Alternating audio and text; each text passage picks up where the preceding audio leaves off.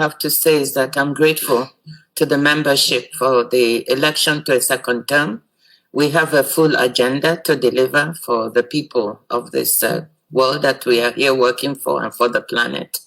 And we fully intend to get to work immediately, no stopping, to try and deliver on these results. I'm grateful for the honor of serving this organization, for the trust that the membership has put in me. It's quite a burden. Hello, you're welcome to my channel. This is Raja TV News. For my people, in fact, Ngozi Okonjo-Iweala, she has done a great job in the World Trade Organization, which made them to reappointed her again in that very position. She has done a very great job. She has done tremendously, immensely. In fact, she has made Nigerians proud, and she has also made Africans proud.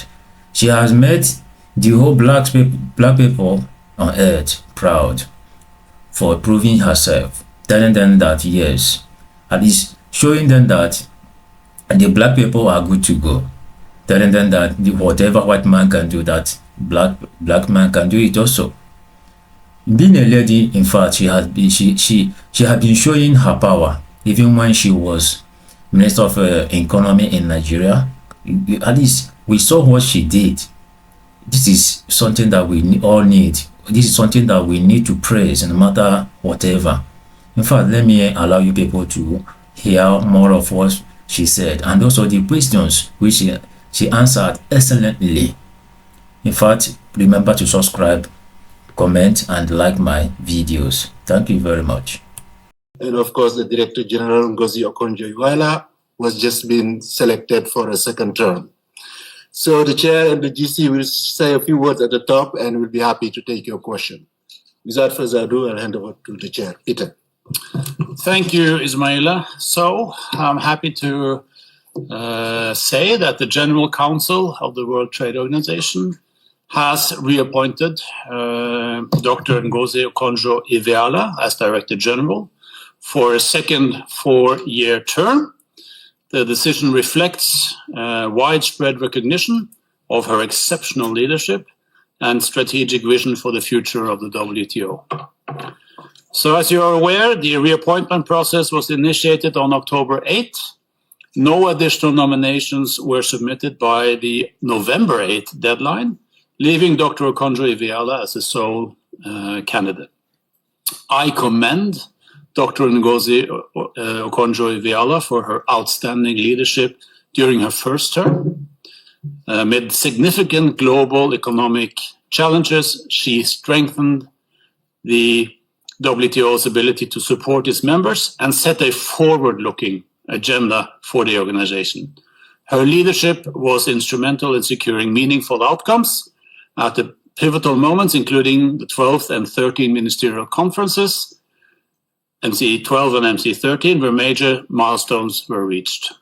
So the decision to reappoint Dr. Okonjo-Iweala reflects the members' confidence in her leadership and her vision for the WTO. This successful process reinforces the organization's ability to address global challenges effectively, as members show that they are focused on delivering results and getting the job done at the time when the world is grappling with major issues such as geopolitical tension, economic uncertainty, and climate challenges. It's fortunate that the WTO has a leader like Dr. Okonjo-Iweala, who can help guide the organization to achieve these critical objectives when leadership is most needed. I'll stop there. Thank you, Peter. DG. Thank you, Ismaila. I think that the General Council Chair has said it all. All I have to say is that I'm grateful to the membership for the election to a second term. We have a full agenda to deliver for the people of this world that we are here working for and for the planet. And we fully intend to get to work immediately, no stopping, to try and deliver on these results. I'm grateful for the honor of serving this organization, for the trust that the membership has put in me. It's quite a burden. but I relish it, and we look forward to working. And I'm also grateful to the staff of the organization, without whose dedication and hard work, we won't be able to make it. So that is what I'd like to say. Thank you for that honor, and let's get to work. Thank you, DG. Now we'll open it up to questions. Jimmy, AP, please state your name and your organization, please. Hello, thank you. It's Jamie from Associated Press. Nice to see you again. I don't know if you can hear me. Okay. I just wanted to ask you, as you know, President-elect Donald Trump has announced plans to impose tariffs on a number of countries once he takes office again. How concerned are you about that, and whether or not that could pose problems for the WTO? Notably with the difficulties with the dispute settlement mechanism at the moment. And how concerned are you in general for the future of the WTO if he decides, like he has threatened in the past, to withdraw from the WTO? Well, thank you very much for that question. Let me say that until we get specifics in terms of what is planned, I think it will be a bit premature to try to pronounce on these issues. We look forward to working with the administration. We are grateful to the administration we worked with now. That we are looking forward to working with the new administration. I think we should come into things with a very constructive and creative approach to trying to deal with the issues that we face the world trading system. Of course, we would like to make sure that we don't have a situation in which we have any kind of trade disputes that are detrimental to the functioning of the world trade system. So that I think we can say. But beyond that, I think we should wait and for actual policies. So far, we have not seen that. And we're very much looking forward to working in a productive fashion. Thank you. Thank you. Emma Faj, Reuters. Congratulations, Dr. Ngozi. It's a follow-up to Jamie's. There's been a new appointment at USTR. It's Jameson Greer. He is obviously not Robert Lighthizer, but he's seen as an ally of his. Lighthizer has previously said that you are China's ally in Geneva. I wanted to ask if you could respond to that, but more broadly, the question is, how do you intend to support developing countries and be their champion, and at the same time avoid being subject to rebuke such as this? Thank you. Well, first of all, let me just say that the appointment of Mr. Greer, we look forward to working with him. We would like to make sure we take a constructive and creative approach to trying to solve whatever issues. In responding to what you said, I'm an ally of everyone. WTO has 166 members, and I hope they all believe I'm their allies. So that's what I can say to you, and that I will work with each and every member. I think you heard what members have said. I think there were 75 interventions today across a very broad spectrum, from developing to developed countries. And each and every one of them said that they've been working with me and they look forward to doing that. So I look forward to being there as an ally to every member. We need to get members to work with each other and to talk to each other. And I think we've been achieving that at the WTO. So we hope to continue to do that. And I look very much forward to working with Mr. Greer. Thank you, DG. Yes. Hello, thanks for taking my question. It's Kasmira Jefford from Geneva Solutions, and congratulations, Dr. Ngozi. Where do you see opportunities or wins for the WTO in the coming years? What are some of those that you outlined to members? Thank you. Well, thank you very much. And hopefully at some point, maybe we can share my remarks. But I see a few things. I think that the opportunities facing us to help fulfill some of the purpose of this organization, I always start with that. You know, in the preamble to the Marrakesh Agreement that created the WTO, it actually says that the purpose of the organization is to help enhance living standards. Please look it up. To help create jobs and to support sustainable development. And I started with that in my remarks yesterday, because to me, that's what made me excited to come here. It's all about serving people, and it was even a little bit ahead of its time in terms of support for sustainable development. This being said in 1994-95.